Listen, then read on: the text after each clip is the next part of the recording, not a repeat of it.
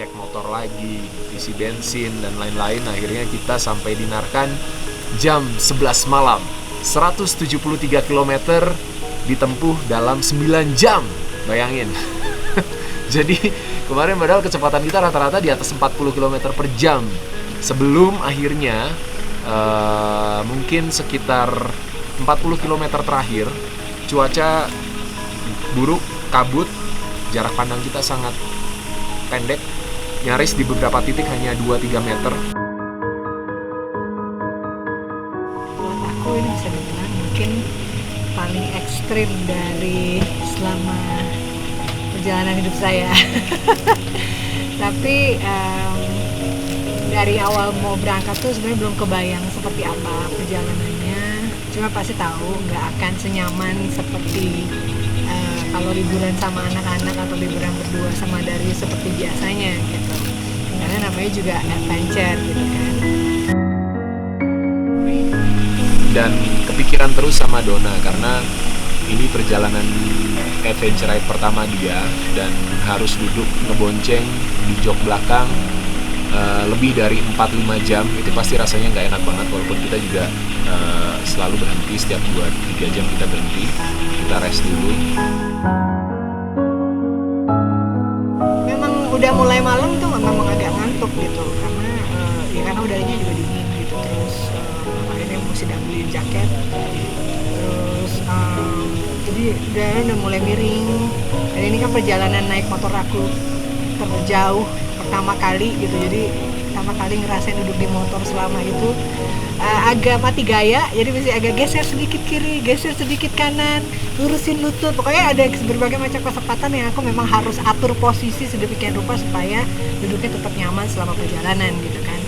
Ya ini namanya adventure, banyak hal yang akan terjadi yang tidak terduga, dan gimana pun caranya kamu tetap harus fokus dan waspada walaupun secapek apapun. Diusahakan tetap sadar, tetap awake gitu, jangan sampai ketiduran. Makanya sih sebenarnya mungkin saya harus banyak ngopi kayaknya.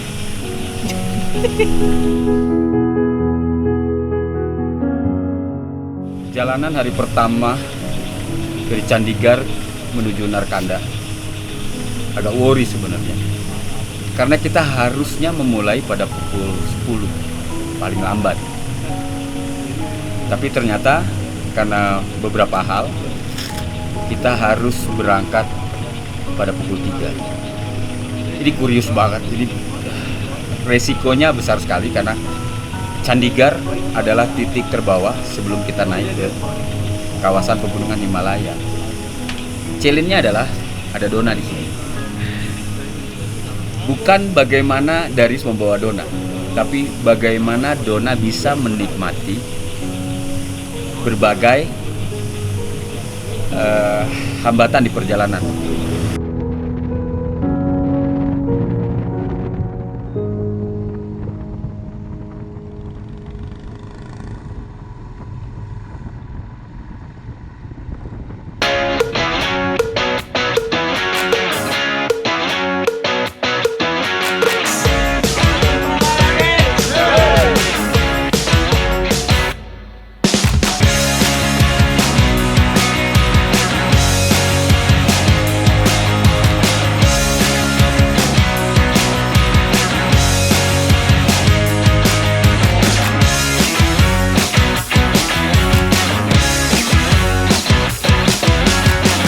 Ini kita di mana tempatnya nih?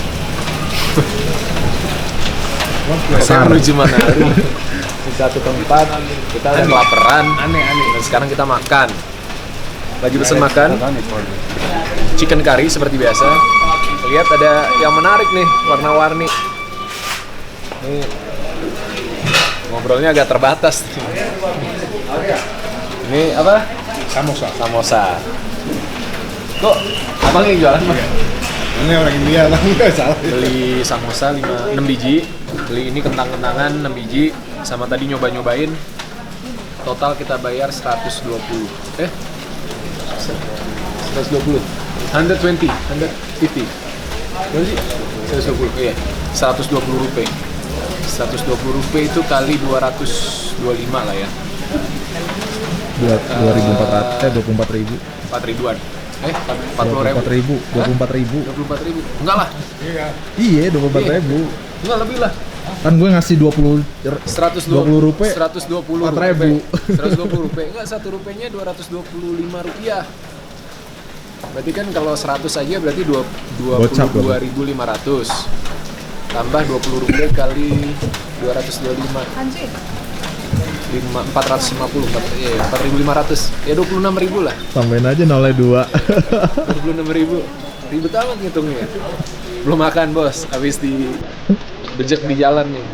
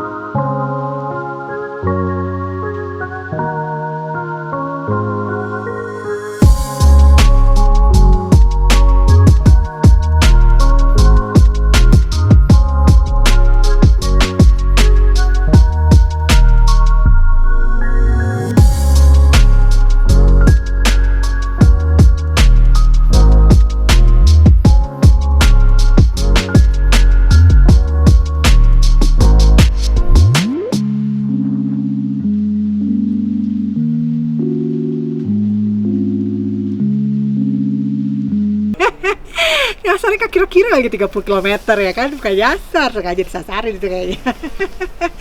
Tapi overall aku masih selalu nikmatin. Waktu hari pertama ngantuknya berasa, hari kedua nggak berasa karena disuruh pegang GPS.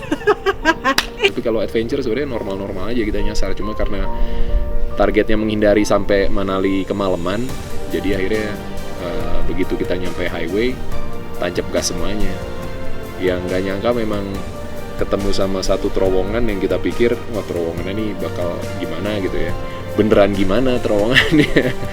Kita nyempet nyasar 30 km jauhnya, jadi kalau dikalikan 2 dengan arah balik 60 kilo, harusnya 110 km ditambah lagi 60, 170 dimulai dari siang.